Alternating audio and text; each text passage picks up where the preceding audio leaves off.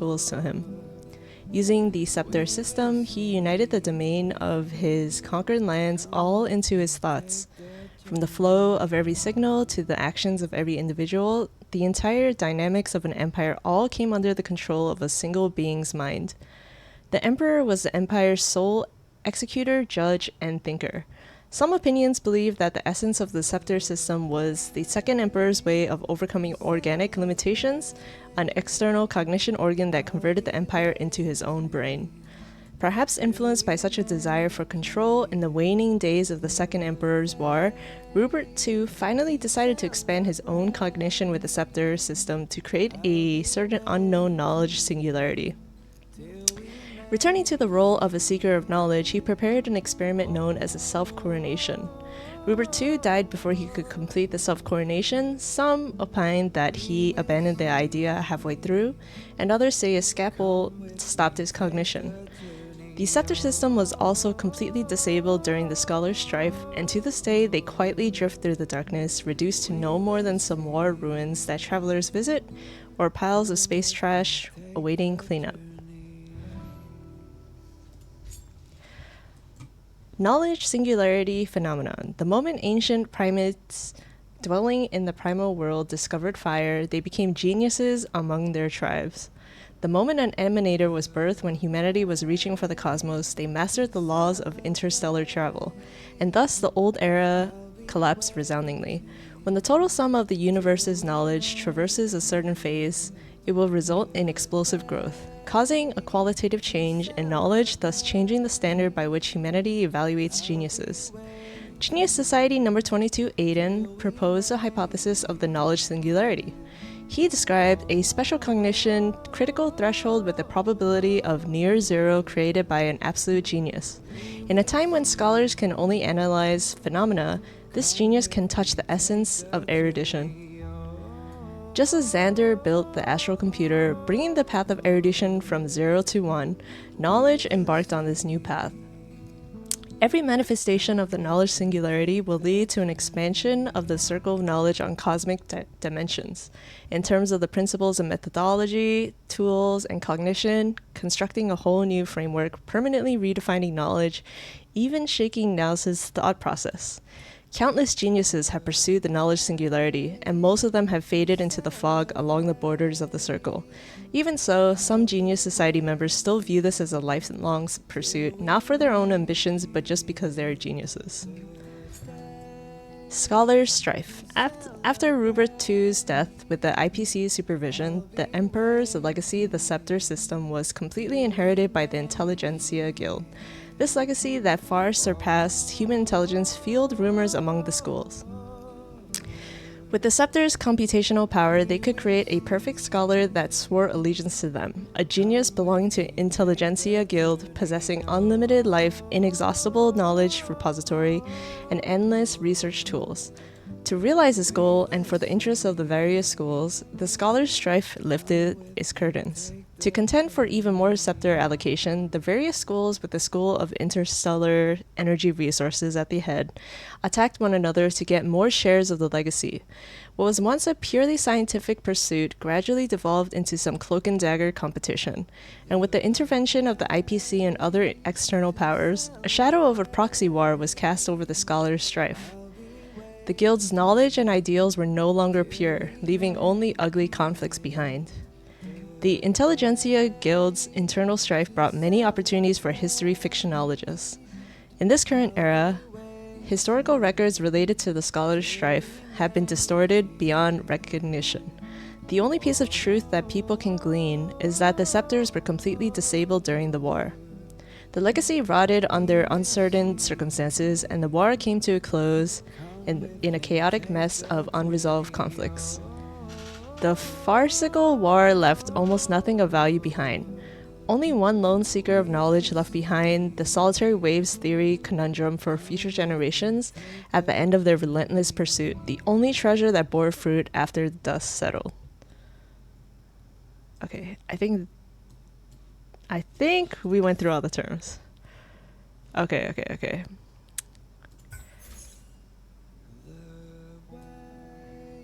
Damn it. I think I read these though. Yeah, I read these. I read these. I will just make the new go away. Okay, nice. Enemy creatures. Barian. In order to prevent antiparticles from dissipating and annihilating normal matter, the Antimatter Legion created two types of miniature ion traps for transportation, collectively referred to as Barians and Anti-Barians. Barians have basic intelligence and can clear the path according to the commands and summons of Void Rangers on the battlefield. You know, it's interesting. It actually keeps count of how many you defeated. In order to prevent antiparticles from dissipating and annihilating normal matter, the Antimatter Legion created two types. Oh, okay, it's the same thing. Basic intelligence and can clear the path according to the commands and summons of Void Rangers. Got it. Void Ranger Reaver. Warriors yet to perish were recast in the Warforged and gained Destruction's power. Antimatter completes their bodies and negative particles reverberate through their forms. Violently aggressive, they embody the will of destruction and are basic combat units of the Antimatter Legion, acting only according to the destructive instincts. Void Ranger Distorter, a Void Ranger that has successfully survived particle annihilation. The positive and negative particles in its body have temporarily achieved a strange balance, granting them more power than ordinary Reavers. Basic combat units of the Antimatter Legion, they possess some intelligence and are able to control Reavers within a small surrounding area. Void Ranger Eliminator, bodies that continue to be corroded by the fragmentum after death. While their vital signs have changed, they continue to carry out their orders to eliminate. Void Ranger Eliminators will mark enemies they hit, causing them to take extra damage when attacked. Void Ranger Trampler, a product of the Antimatter Legion utilizing the Warforged to recast and fuse remnants of fallen warriors and leviathans. Though relatively rare, they possess both the intelligence of a warrior and the power and mobility of a leviathan. Its screech can summon a large number of Void Rangers. Doomsday Beast. Using fragments of the Dusk Leviathan as its foundation and the weeping bones of thousands of the dead in the Warforged as the agent, the Antimatter Legion casts the Doomsday Beast. The resentful spirit's senseless obsession turns into a tangible hand, and the shadow of the old disaster conceals the heavens. The Doomsday Beast detains the will of all beings that are not at ease and have yet to die. Anger, mourning, or delusional joy, all is revealed and all evil eagerly throb. The Doomsday Beast's core is a dark matter engine. Okay. Fragmentum Monsters. Frostbond. Crystallized elements with only the simplest intelligence. It drifts in the fragmentum in the form of a bird, releasing eerily low temperatures, freezing everything around it. Flame Spawn, same thing, simplest intelligence, drifts, but it's a bird emitting intense heat, burning everything in its path. The Thunder is a bird brimming with electricity, releasing thunderclaps in all directions. So, Articuno, Moltres, and Zapdos. And Everwinter Shadewalker. Shades that wander in the fragmentum after the arrival of the Eternal Freeze. It mimics the form of the Silvermane Guards in a twisted manner. Fitted with the same uniform armors as the Belobog warriors, its skull is however replaced by an icicle of faceless ice. Everwinter Shadewalkers will swing their ice axe and slow their enemies in battle. You know, I never actually looked at the character before, and I just realized that they're like half ice. Interesting. Okay. Incineration Shadewalker. Shades that wander in the fragmentum after the arrival of the Eternal Freeze. Mimics the form of the Silvermane Guards in a twisted manner, same uniform armors, but its skull is replaced by faceless embers. Will swing their fiery axe and burn their enemies in battle. Ice out of space, a strange being that does not belong to this world. Nurtured in the fragmentum brought by the Stellaron, it feeds upon this world's root structures to obtain energy. Its armor reflects the gloomy and profound starry sky. In combat, the ice out of space will freeze targets it touches. Guardian Shadow, a shadow manifested by the power of a Stellaron, carrying out the fragmentum's unceasing will to expand. A living being of energy born from the projection of the desires of sentient life forms into the fragmentum, akin to a pearl created from a single grain of sand. This energy wanders around aimlessly, acting only when executing the will of its master.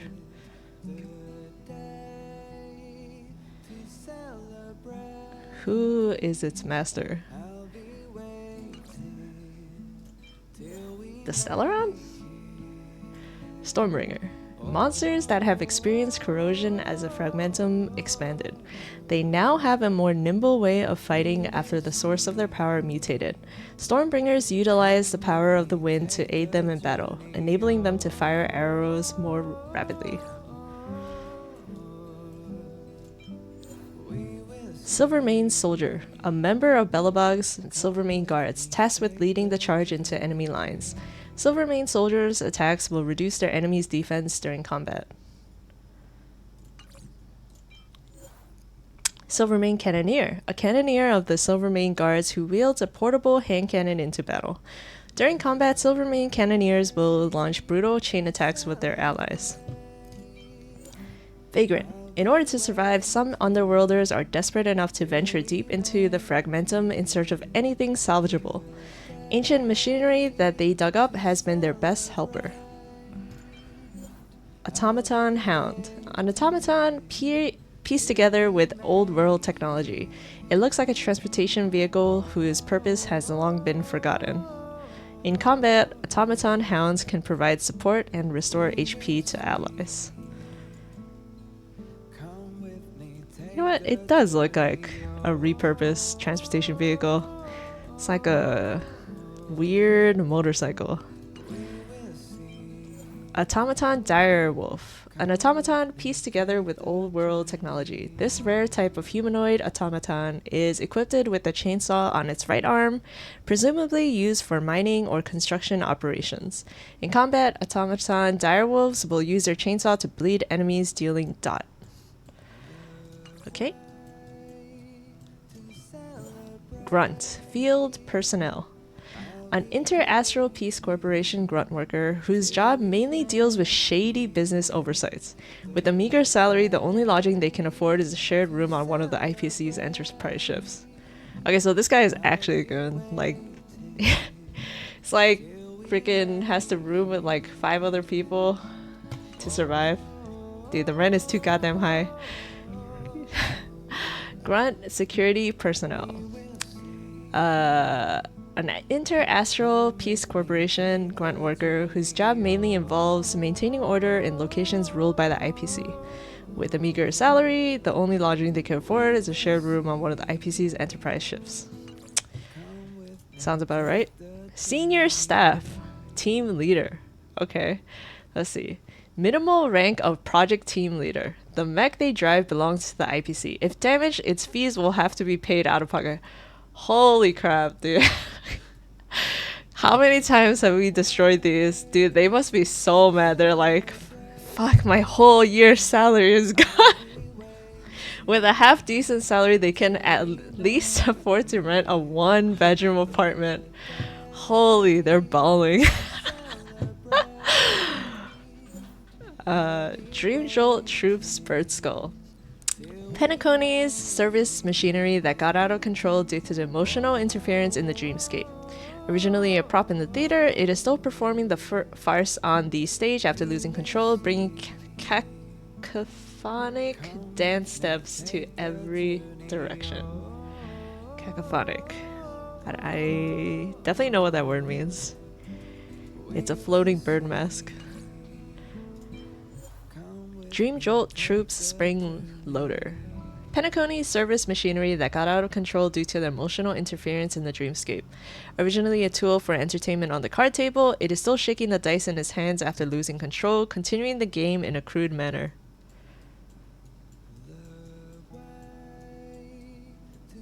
It looks like a frog. A devilish frog. It makes me think of the Yu-Gi-Oh card where it's like the dice. Oh, what was it? The devil and the dice? Oh, I don't remember. But Dream Jolt Troops Bubble Hound. Penacony service machinery that got out of control due to the emotional interference in the dreamscape. Originally a delivery robot of Soul Glad, it is still dispensing sweetness after losing control, inviting everyone to taste this delicacy. Just a good boy. Dream Jolt Troops Mr. Dome Screen. Penacony service machinery that got out of control due to emotional interference. Originally an entertainer in TV shows, it is still portraying its ever-changing roles after losing control and continues to bring surprises or scares to the audience. This is Mr. Two-Face.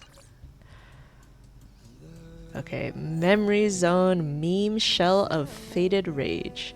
An entity imbued with specific cognition formed by the accumulation of subconscious fragments in the memory zone. Memories of anguish burn like flames, scorching the heart. When the suffering fades away, the life born from a resentment will rise from the ashes, accumulating boundless fury.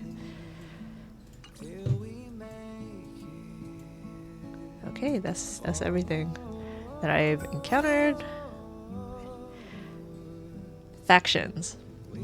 The mortal being's speculation of divine intent is a futile endeavor, akin to the irrelevance of a mayfly against the enormity of the cosmos.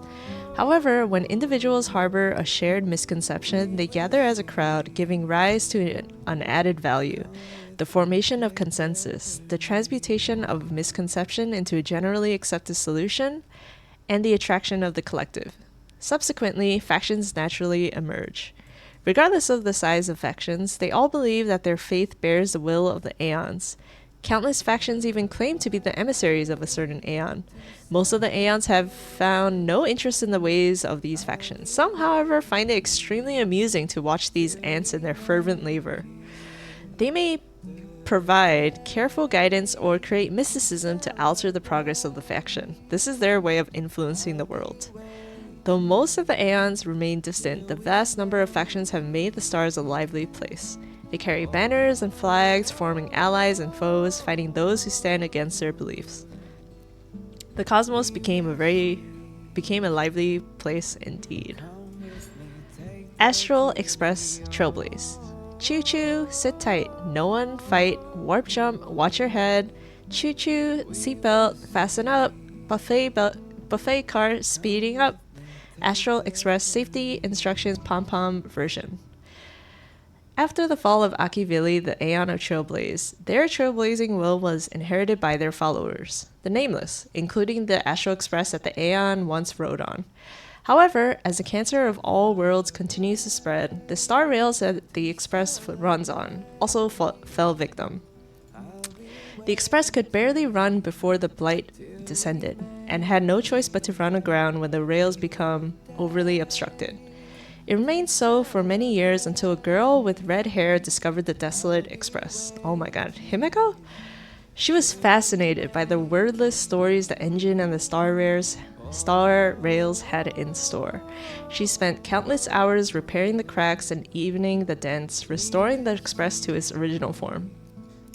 The curious girl then set foot into the Express and began her trailblazing voyage that surveys the cosmos. The Astral Express made stops at every station with passengers boarding and exiting along the way. Many join and leave the Express's journey. The travelers come from different worlds, shoulder different burdens, and head to different destinations. However, while they are on the Astral Express, they would share the same voyage. This is why Himeko and the Express do not hesitate to open the doors to anyone willing to share this magical experience regardless of their agendas and intentions. Stellaron Hunter, ? Blade, Silverwolf, Sam. The four mentioned above, dead or alive. Wait, there's only 3. Where's Kafka? Do not hurt the Destiny's slave and do not let them lose their ability of independent thinking. A wanted notice put out by the Inter-Astral Peace Corporation. In a quiet moment in time, the cancer of all worlds began to cause ripples across the stars, like a rock tossed into a pool of water. Before anyone noticed, this twisted and unknown matter had already corrupted a great number of worlds. But resplendent and mesmerizing gems accompanied this corrosive mud, gems known as the Stellarons. Death and despair followed wherever Stellarons went. For many civilizations who have experienced the disasters it brings, Stellarons are symbols of destruction. However, despite the Stellarons' nature, there emerged the fearless few who travel between worlds to obtain Stellarons. They call themselves the Stellaron Hunters. No one knows anything about the Stellaron Hunters aside from what they have done. Which Aeon do they worship? What do they want with the Stellaron? With the cosmos filled with rumors about them, only one thing is for certain. Though the Stellaron Hunters are few in numbers, each of them holds incredible capacities and powers. So basically, only Sam is the one who holds incredible capacity and powers because everyone else got power creeped. Blade, Silverwolf, and Kafka are just left in the dust. It's so sad. The Nameless Trailblaze. Mysterious strangers were seen to come and go in many worlds. Fables about the Stars by Adrian Spencer Smith. 1,000 years ago, the Aeon Akivili traversed across worlds, laying down the silver rail that linked worlds together in the Sea of Stars, and leaving behind countless legends about the universe and exploration. The brave and curious were attracted by the tales of these adventures and followed the steps of the Trailblaze, joining the god on their journeys to explore the cosmos. The adventurers called themselves the Nameless. They rode the express created by Akivili and set off on thrilling adventures on planets connected by the Silver Rail. Legend has it that Akivili the Trailblaze loved journeying with mortals. They and the Nameless would share wine from various worlds and sing songs composed by diverse civilizations. They would disguise the moving express as a trail of a shooting star and laugh at the people looking up in awe.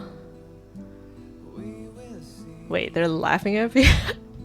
They're like, look at these peasants. They can't even travel. However, they would often get into deep trouble due to their recklessness, only to be saved by the Aeon's power. Akivili formed a deep bond with their followers, and their adventures continued to attract travelers to join the ranks of the Nameless. When Akivili fell, a group of loyal Nameless carried on what the Aeon had started, continuing the exploration of the unknown. They held the belief that one day the will of the Trailblaze will connect the entire universe. The Astral Express that once carried Akivili and their followers still hurries between the stars till this day. It is believed that the Express is powered by the heart of the deceased Aeon and is repairing with great difficulty the star rail contaminated by the unknown cancer. Zhanzhou Alliance The Hunt. Fight together against countless enemies. Be together through endless turmoil. Of the 1,000 lifespans encountered, I take but one sip and leave the rest to its fate. World history as a mirror, Zhanzhou. In an ancient era of legends, multiple Zhanzhou ships were tasked with voyaging across the stars to search for the miracle medicine of immortality. The endless voyage took its toll on Zhanzhou, wearing away its conviction and shape over the long years, until their eventual encounter with Yaoshi. However, all that the fruit of immortality brought upon them were sorrows, poverty, and endless war and death. It wasn't until Lan, the Aeon of the Hunt, returned from the abyss. Using gravity as bowstring and stars as arrows, Lan shattered the ambrosial arbor and put the wickedness of abundance to an end. After Zhanzhou returned to the righteous path, it formed an alliance under the guidance of the Hunt and formed a powerful army known as the Cloud Knights. The alliance's goals were to patrol the world and eradicate all abominations of abundance, and put an end to the corruption of the undead.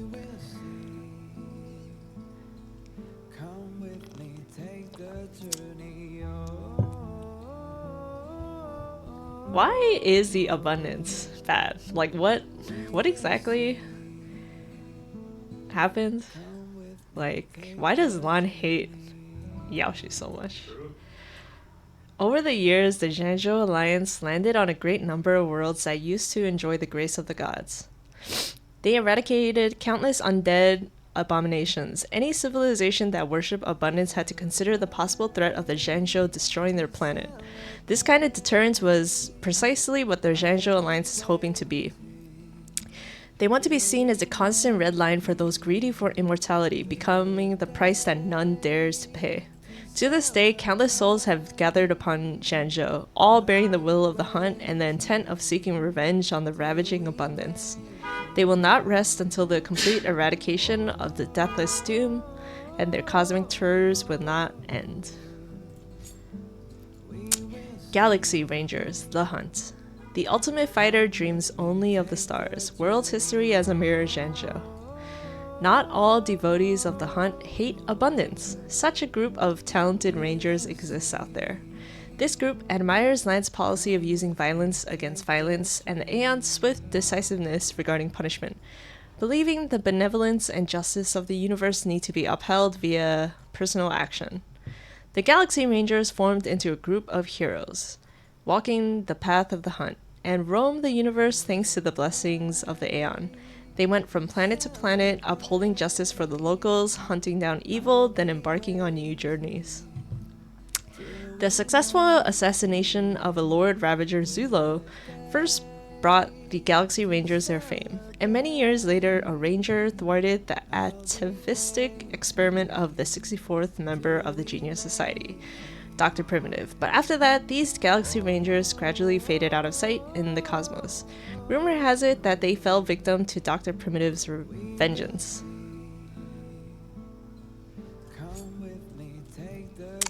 Self-annihilator and nihility. I aim to refine my significance by employing all as a whetstone. Oblivious to how all beings are but water, I fade into them, like water dissolving into water. Lyrics of a song written by the mourning actor Lotus Prayer after gazing into the void. Everything in the universe is meaningless, and human beings are worthless in the eyes of aeons. If aeons are truly above all beings, why would they even care about the emotions of mortals? The self-annihilators are individuals who have inadvertently stepped into the shadow of IX the nihility, and from that moment have lost the meaning of their own existence.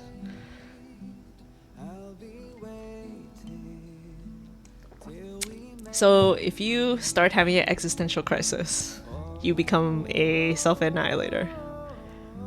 Okay. The shadow of the nihility covers the stars equally, and self-annihilators may form in any world. If we call them a faction, they lack the social connections typically found in an organization. However, if we consider them phenomena, these poor souls do share one thing in common. Their various existential properties, such as corporeal body, mental cognition, and personal memories, will gradually fade away in their journey of self-annihilation. These phenomena can hardly be explained by the laws of nature. As described in the handwritten notes of the Doctors of Chaos, some self-annihilators have their skin turned into something like rotten wood, full of holes and scars.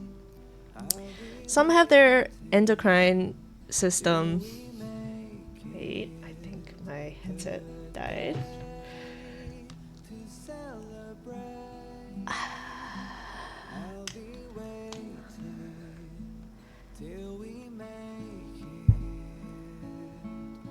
Okay, sound effect.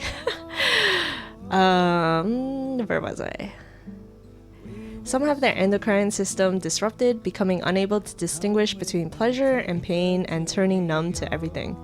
Some lose their memories, others lose their senses. It is as if they have been deprived of the meaning of their lives by some entity, and can only keep watching in dreams and illusions as their own forms disappear into a black hole at the end of the horizon. However, some self-annihilators would conceive the idea of fighting back. They join the Doctors of Chaos, vowing to do their best to cure others of nihility in what little time they have left in exchange for their own redemption. Moreover, some of them rely on their strong convictions to try to break the curse of nihility at its root by slaying the aeon that slumbers in the abyss. Dr. Primitive number 64 of the Genius Society once asked before his disappearance, If IX is truly unresponsive to the universe, how could the path of nihility exist to this day? Perhaps, as the self-annihilators aimlessly traverse the cosmos, they are also casting the shadow of the Aeon around the universe. As for the few who can single-handedly withstand the encroachment of nihility on their existences, their journey of self-annihilation is drawn out to infinity, and the road they walk is like a shadow of IX cast in the world.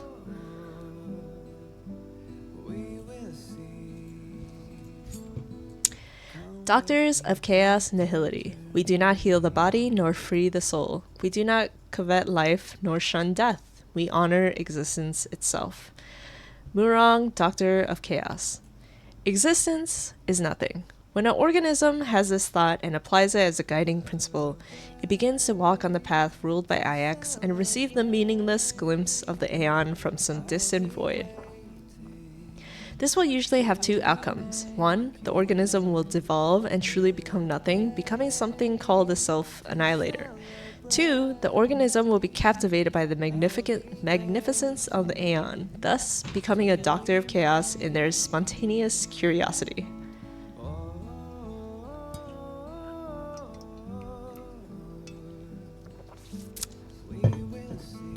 Doctors of Chaos uphold a creed of saving the world. If they are able to prove to IX that existence is more than nothing, they could free that large and lonely soul from the depths of the void. What they try to prove is a paradox, and it cannot be done by mortals, yet the Doctors of Chaos seem to enjoy trying. Because the moment they perceive the worthlessness of life, that glance from the distant cosmos inspired within them a futile desire to revolt against meaningless destiny. Damn.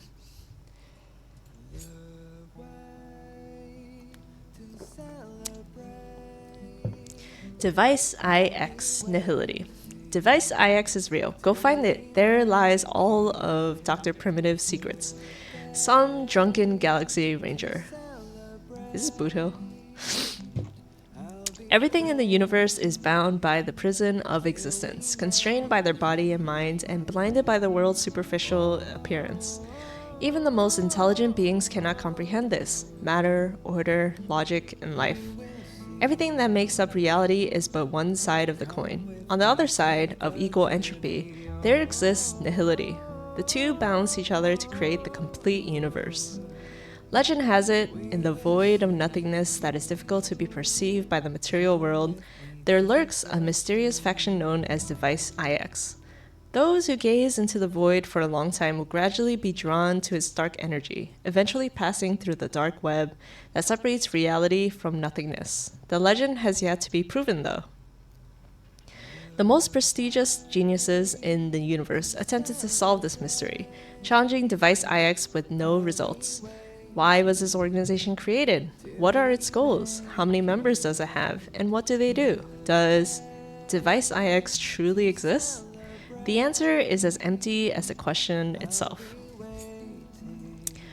Denizens of abundance. Abundance. One flower blooms while thousands more wrinkle. Bones tell no tales to abundance most fickle.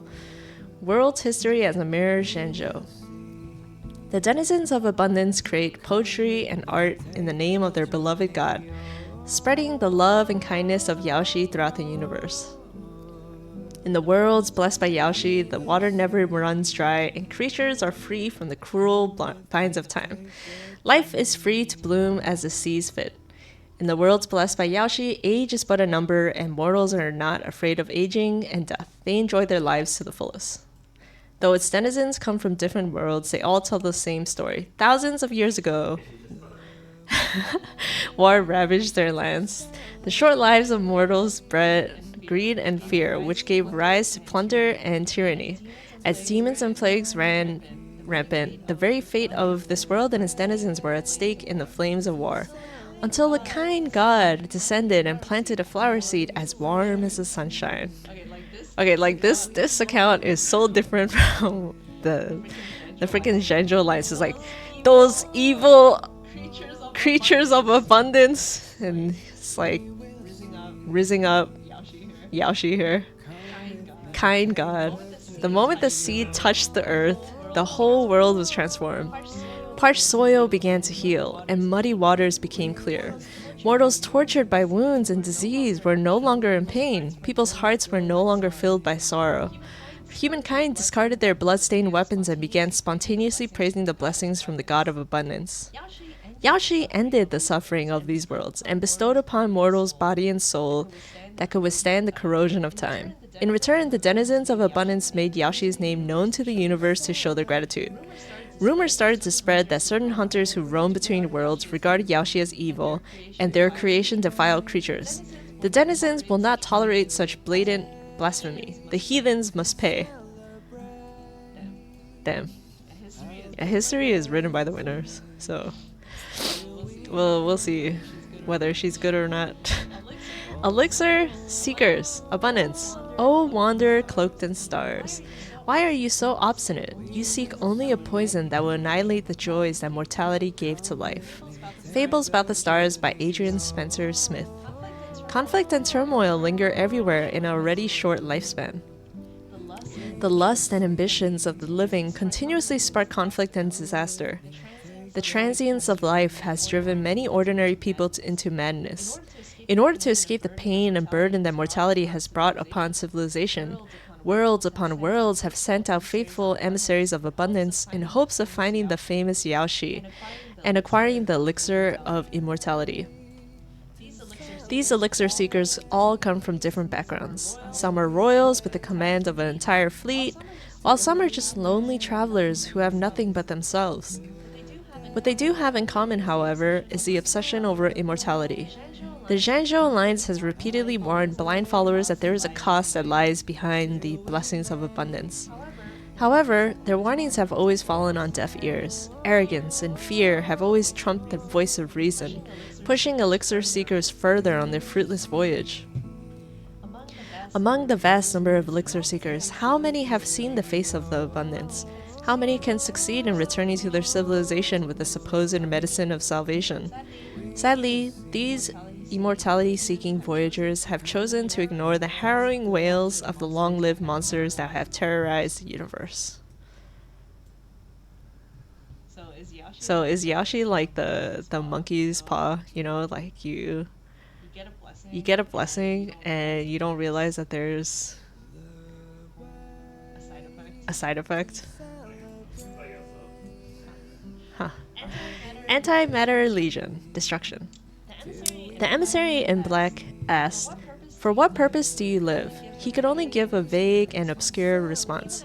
Even after thinking about it for a while, a deadly smile appears across the emissary's face. Let me put it another way. Why are you still alive? Fables About the Stars by Adrian Spencer Smith. Nanook, the Aeon of Destruction, commands a vast legion that brings chaos and destruction to the world. Loyal followers of Nanook have embarked on the path of destruction, placing themselves at the absolute opposite of life and civilization. They are known as the Antimatter Legion that spreads terror throughout the universe. The fiercest races of the universe act as vanguards for the Legion. They are also evil strategists who plot out the destruction of worlds and act as the brains of the Legion. Innocent new worlds are ruthlessly destroyed, while proud and mature civilizations are forced to learn humility while on the brink of collapse.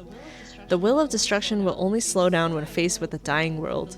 The Legion saunters over planets on the verge of being shattered, devouring the chaotic energy emitted by the process of decay. Only when the last flame of civilization has been extinguished will they leave contentedly to search for their next target. Worlds swept by the tide of the Legion ask helplessly in their dying moments, why? Amidst the victims' cries of despair, the countless evils in the Legion sneer so heinously that even the stars shudder. It is said that as demons and evils roam, sometimes the shadow of Nanook would emerge from the starry sky to witness the tragic end of another world. Annihilation Gang, Destruction. The value Nanook sees in the Annihilation Gang may be less than the value an infant sees when they smash a vase. Research into Destruction by Dr. Primitive.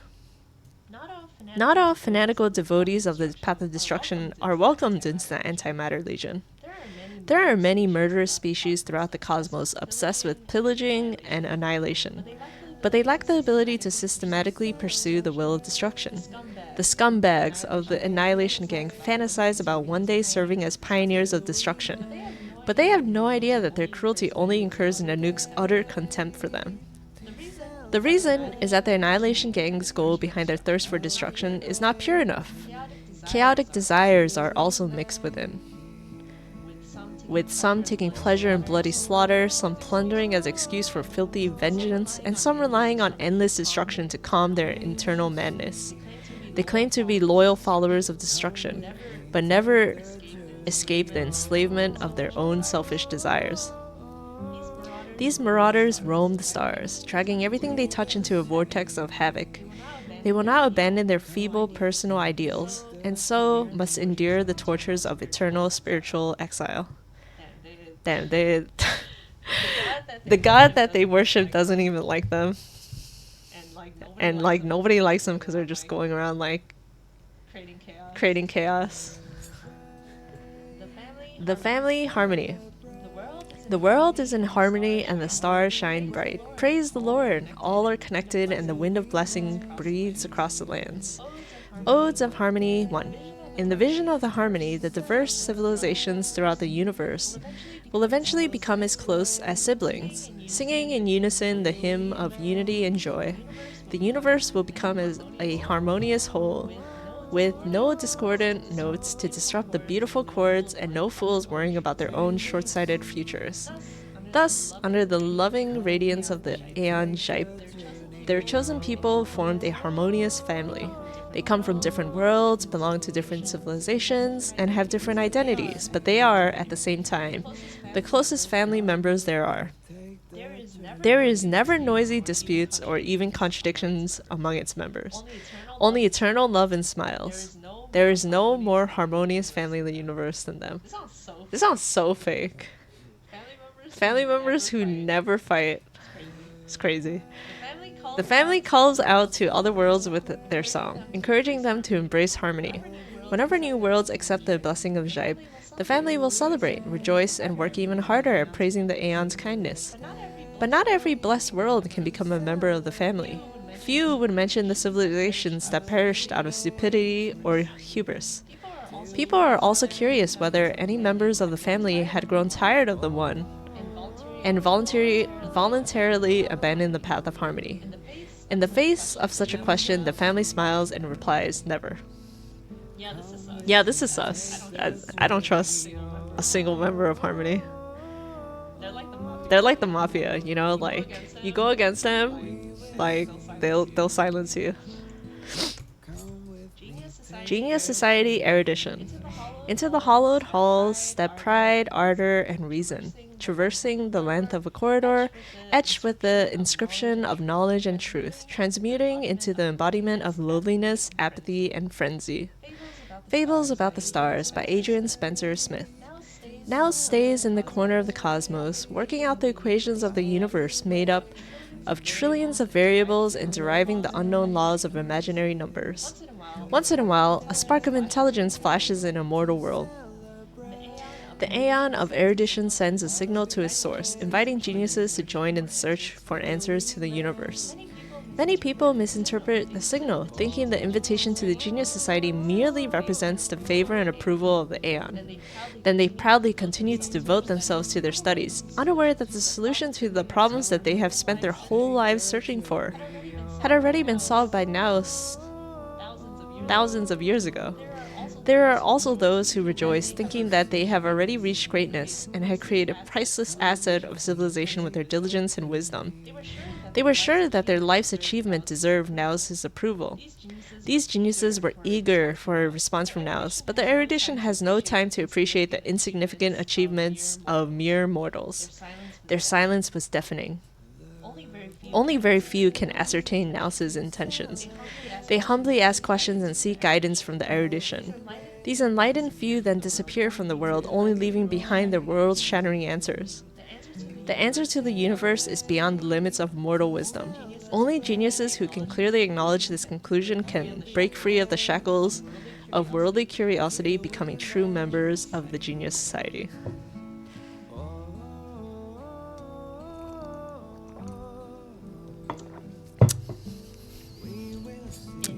Intelligentsia Guild Erudition. The universe is vast and knowledge is universal. Both the genius and the mediocre have their own way of living. How I Joined the Genius Society and Became Enlightened by Herta. Only the cream of the crop can become members of the Genius Society, but the Intelligentsia Guild wastes not. The Guild is willing to accept all beings from the infinite universe who seek to learn, as well as providing all that is needed for the full pursuit of knowledge. The Intelligentsia Guild advocates that all knowledge must be circulated like currency. Therefore, although there are different schools that specialize in different subjects within the Guild, everyone is actively engaged within one another with no isolationism. Members trade knowledge for wisdom and formulas for recipes, seeking to achieve mastery. Each school, like a business, pays for itself. And academic circulation has achieved the maximum efficiency proposed in economic models. An elder in the Genius Society thought the Intelligentsia Guild as laughingstock. However, as an open academic organization, the Intelligentsia Guild was above such mockery. After a long period of research and exploration, its members have reached a consensus that the only way to transcend the limitations of the individual is to have an academic network of mutual learning. Atavi Search Forest Erudition. Research is supposed to elevate life, but life will never express gratitude with cries of sorrow. Anonymous co-author Guild Bylaws 7th edition. If intelligent creatures are advancing on the right path, why do cosmic civilizations come to a standstill? A group of scholars poses this question to the unchanging stars. In response to this question, the Society's geniuses turn a deaf ear, and the ordinary in the Guild are clueless. Apart from Dr. Primitive, the one who gives them enlightenment, no one can grace them with an answer. These fervent scholars very quickly find themselves on the opposing side of civilization, voluntarily becoming the staunchest advocates for atavistic experiments. They insist that erudition had long strayed from the straight and narrow, and that regression is the only salvation. Only after severing the withered branches of ignorance can new saplings of knowledge rise from the ruins. They are convinced that any means are necessary in the pursuit of knowledge, recklessly disregarding the fact that these brutal methods have long overstepped the boundaries of science, wholeheartedly throwing themselves into heresies. The long course of their experimentation, the line between the researcher and the research also gradually blurs. There is a tale being told in the universe. Dr. Primitive is an eccentric, never seeking to consort with humanity.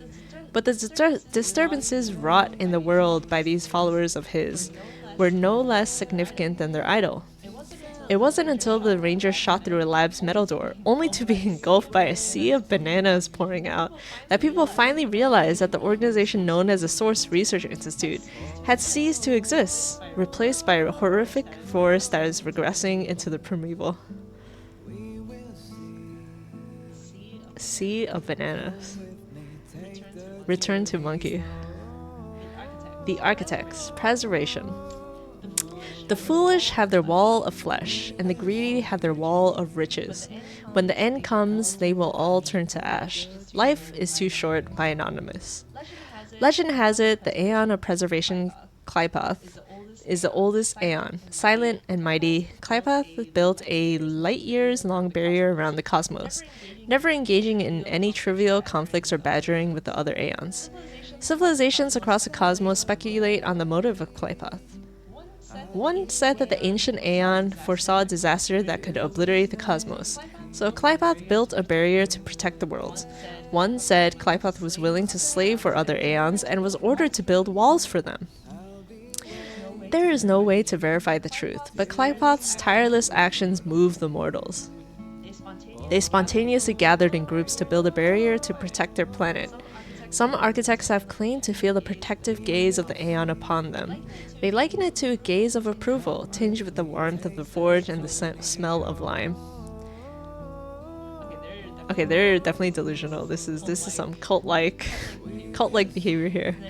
The annihilation of a single star can devastate planets thousands of light years away, pushing them to the precipice of extinction.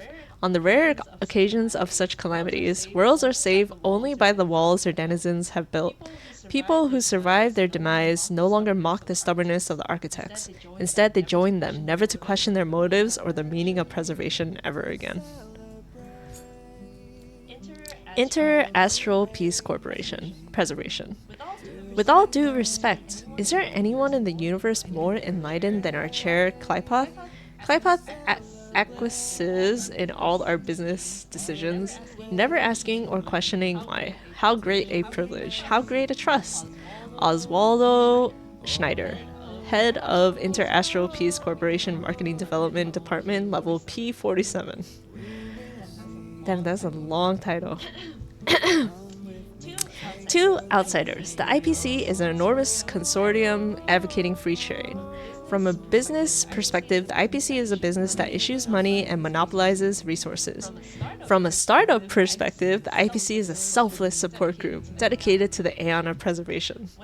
When many astral citizens talk about the IPC, they talk about its ubiquitous merchandise and logo. It's as if the IPC exists whenever there is a transaction.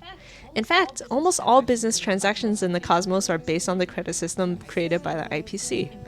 If one were to compare inter-astral trade to a sports competition, the IPC would be top athletes as well as the sports, the venue, and the rules themselves. Its absolute dominance over wealth and relentless expansion has given the IPC the image of a conspiratorial business dictatorship. But the IPC pays little attention to lowly ambitions such as dictatorship, because its spirit hasn't wavered since its creation. Give everything to the Amber Lord Klipoth. Today, the Inter-Astral Peace Corporation is divided into 7 major departments. Perhaps the word department can no longer encompass the astounding scale of this pan-galactic enterprise. In actuality, every IPC department would often control dozens or even hundreds of civilized worlds of various scales, and have billions of workers employed in a hereditary manner, let alone the countless masses that are affected by the impact of its commercial activities. Okay, but like these workers can't even afford to live in a one-bedroom. You have like billions of workers who are like stuffed like sardines into these dorm rooms. These 7 major departments are the Marketing Development Department. The Marketing Development Department is engrossed in reaching more star systems to preach the calling of Klipoth. At its same time. Sus. At its same time. At the same time, it is also responsible for pulling newly emerging worlds into the universal commercial sphere. It is said that its chairman, Oswaldo Schneider, is a former nameless who still holds strongly to the will of Trailblaze after joining the IPC. People believe he will soon become a member of the board of trustees. All he's missing is some experience at an empty spot. Oh, this guy's gonna assassinate someone. He's gonna make a spot for himself. The Business Consolidation Department. When the Marketing Development Department finishes establishing relationships with the New World, the subsequent commercial dealings will be handed over to the Business Consolidation Department. This department is responsible for managing the IPC's hyper-distant delivery system. They stock, take specialty goods, set prices, and continuously maintain the IPC's subsidiary facilities and goods inventory. The Business Consolidation Department is IPC's biggest department. Its staff numbers amount to 45% of the headquarters' total personnel. The Strategic Investment Department. The Strategic Investment Department has the second best foresight in the IPC. Their investment will never be limited to short-term returns. The Strategic Investment Department has an elite team of non-performing asset liquidation specialists, the 10 Stonehearts, led by the mysterious director Diamond. These individuals traverse the universe, actively liquidating the bad debts caused by the cancer of all worlds. The Building Material Logistics Department. The Building Material Logistics Department is the oldest in the IPC. Its former name was the Amber Lord Support Team and was restructured after Lewis rose to prominence. The current director of the department is a Raton fellow Taravan Keen, one of the rare verified emanators of preservation in the IPC. and one of the 7 members of the Board of Trustees. He shoulders the holy duty of shipping building materials to Clypath, and his grip on power only solidifies over time. The Technology Department. The Technology Department conducts thorough collaborations with the Intelligentsia Guild, which turns the guild's scientific results into commercial projects. Preferring the management practiced by peer experts, the IPC acknowledges Director Yabuli's scientific aptitude and commercial instincts. The associations between this young lady and the Council of Mundanites in the Intelligentsia Guild are often also inspires waves of speculation. That sounds so weird. Are often also inspires waves of speculation. Okay. Anyways. The Talent Motivation Department. The Talent Motivation Department is responsible for recruiting, training, and transporting talented employees for the IPC. This department is also the medium through which many intergalactic projects communicate and collaborate with their respective stakeholders. Moreover, the 2 directors of the Talent Motivation Department, Mutuyan Raj Zazad and Yan Shiluo, collectively control an information network that covers the entire cosmos. Their emissaries shuttle across the cosmos, befriending the major powers and forming alliances and relationships with talents who are not yet willing to join the IPC. These external aids will demonstrate significant value in situations where the IPC is unable or unwilling to show its face. The Traditional Project Department. The passage of time saw the rise and fall of many industries with their influence and positions in the IPC's trade system also ebbing and flowing. When one industry's trade falls below a certain percentage threshold in pan-galactic commerce, it will be removed from the duties of the Business Consolidation Department and handed over to Director Herida of the Traditional Project Department. With its mediocre performance, the Traditional Project Department is hardly appreciated in the IPC. However, there is also the view that the true elites are concentrated in this department, where they silently conduct businesses that have withstood the test of time.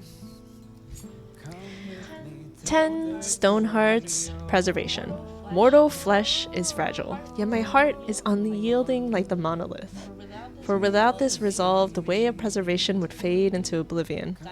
Diamond, rank P47, Director of the Strategic Investment Department, Interastral Peace Corporation. Among the myriad IPC departments, the Strategic Investment Department is responsible for being visionaries. Their investments are never obsessed with short-term returns. They often operate investment rounds, stretching across dozens or even hundreds of amber eras per round. And their goal is nothing less than total control of an entire star system. Though many investments made by the department were turned into bad debts due to the continuous setbacks caused by Nanook and Stellarons, the Strategic Investment Department have attained multiple stunning achievements ever since the current director Diamond took over. Eradicating the swarm infestation in the Galant sector and completing commercialization of the new ecosphere. Conducting capital injection into the Golconda Mining World Consortium following the Stellaron incident, securing fresh sources of minerals for IPC's construction materials, logistics trade, reclaiming the Lost World Jorullo VI, and investing in its revitalization project, cooperating with the Garden of Recollection to salvage the Memoria in Dead Worlds. Behind all these events, the team named the 10 Stonehearts played a prominent role. Officially known as non-performing asset liquidation specialists in the IPC, they are an elite team under Diamond's direct management. Its ever-changing list of members comes from a diverse range of backgrounds and holds a wide variety of responsibilities. The only thing they have in common is how they were all personally promoted to the role by Diamond and were granted a credential of their identity known as a cornerstone. Some credible sources suggest that the 10 Stonehearts have demonstrated on certain occasions unbelievable might that might be related to preservation. Whether this power originates from the members themselves or the cornerstones they possess remains uncertain. However, since Diamond is one of the few confirmed emanators of preservation within the IPC, this power is likely related to that fact. The troubled past between the Strategic Investment Department and the Marketing Development Department have long ceased to be a secret within the IPC. Some claim that the 10 Stonehearts are actually Diamond's private soldiers, while others believe that they are purely followers of preservation, even going so far as to say they have carved out their own hearts and replaced it with Clypod's stone. The true allegiance of the 10 Stonehearts remains a mystery for now. Dude, I want Scott to be Diamond so bad. That would be such a funny reveal. Okay, but I am going to stop here because my voice is tired.